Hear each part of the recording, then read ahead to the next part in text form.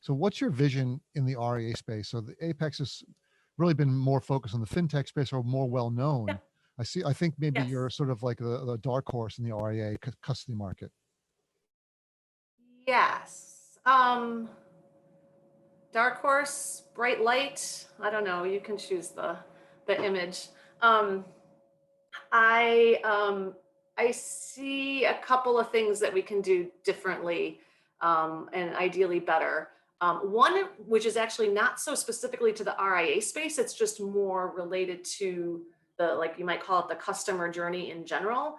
I really think there is a place for closer intersection between self-directed and advised workflows from the front end. And so put aside whatever regulatory complexity or work you have to do on the back end or in the service layers. But honestly, if I'm an end investor, which I am, and I may need or choose to work with an advisor for a couple of years of my life because I've got some complex situation going on, or I'm going through a divorce and I need guidance, which I'm not, but in my hypothetical example, there's a need to have guidance or advice. And then there might be another time in your life where you're really, it's quite calm, it's quite simple, and you actually would prefer to do your journey in a self-directed way.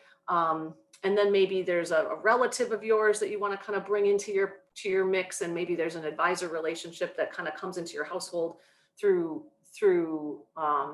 somebody else, or an adult child that has some specific needs or something. So how the front end journey works is it's kind of siloed today in terms of trading versus investing. So I think that there's a way for Apex to facilitate on the back end the convergence that we see happening on the front end.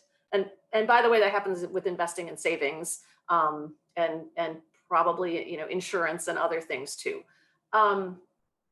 And the advisors are looking at ways to be more relevant to their customers across all of those lines in order to add value when they can, and keep kind of their eye on the client, or keep the client happy even when they're not like necessary to do something day to day. Plus, it's more efficient for the advisor to have more digital workflows as part of the client journey, and that's what we facilitate on the back end.